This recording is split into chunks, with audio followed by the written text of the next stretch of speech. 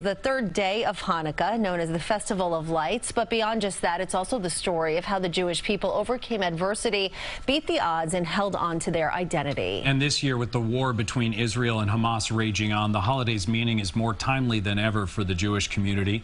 And joining us now, Rabbi Menachem, creditor from the UJA-Federation of New York and Mayor-elect of New Rochelle, New York, Yadira Ramos-Herbert, who recently accompanied him and other Westchester lawmakers on a mission to Israel. Thank you so much to you both for being here with us. Yes, really appreciate it. So tell us about the meaning of Hanukkah this year, because as I just said, Rabbi, this has always been such a meaningful holiday for the Jewish community. This year, when we talk about the meaning of Hanukkah, it seems to just feel different and more timely.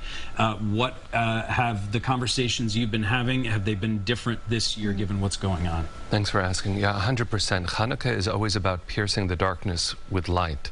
And the darkness seems to be just a lot darker this year. And so for children and adults and Jews and allies and neighbors and for all of us, the tenseness in the air is it's something that changes how every night's light feels more courageous to bring. And you've recently been to Israel a few times, we'll get to your trip in just a moment, but but back in October, you led a group of rabbis to Israel. Talk a little bit about that and meeting a Holocaust survivor there. Yeah, we had 29 rabbis and Jewish leaders from New York join us on a whirlwind solidarity mission, where one of the experiences that I will never forget is sitting with a survivor of the Holocaust who spoke about her own experiences, her own journey, extraordinary journey, and then used the language of new survivors to talk about the survivors from Kibbutz Be'eri, Kibbutz Kfar Aza in the south of Israel, and then mentioned the hostages, describing in physical detail a young hostage without knowing that the very next people who are going to walk into the room were that young man's parents, Jonathan and Rachel Goldberg-Polin. And so her language both told us that you have to live long enough to really bear witness and remind a younger generation what it is to keep a promise that we never thought we'd have to make again. And Mayor-elect, you also went and you were part of the trip in November with Rabbi Creditor, yes. Correct? What was your experience like, and what did you take away from it? Sure. I mean, being able to be at one of the kibbutzes that was attacked, Kibbutz Kfar Aza, and to connect with soldiers who were coming back from the war, really just put this global conflict front and center, and really understanding the pain of our neighbors, of our Jewish community, and really wanting to learn more about ways to ensure allyship for our Jewish neighbors and friends. Had you ever been to Israel before? I'd never been. It was a 53-hour trip.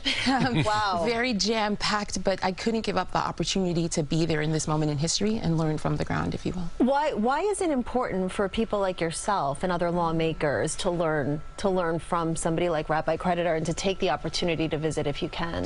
I think in particular, if you're not from the community, I'm not Jewish, I had never been to Israel as we just discussed, but to really learn and understand and hear from people who are there.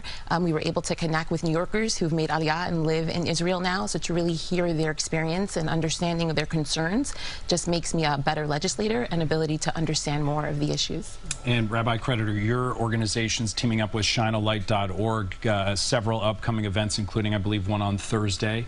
Can you tell us just a little bit about those and what you're going to be doing during Hanukkah and during the holiday season? Thank you. Shine a Light and UJA-Federation of New York and many other organizations are coming together to raise awareness around anti-Semitism, but to do so without reducing the joy and the pride in Jewish identity.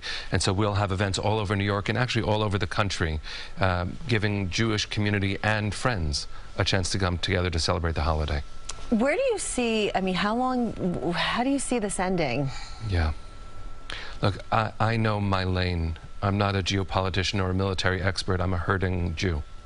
Yeah. And for Palestinian civilians, for my Jewish family, especially for the hostages, we're wearing these solidarity necklaces saying, bring them home now. I pray it ends in a good way for everybody very soon. The necessity of the fight, the moral urgency of this fight is very hard on all of us.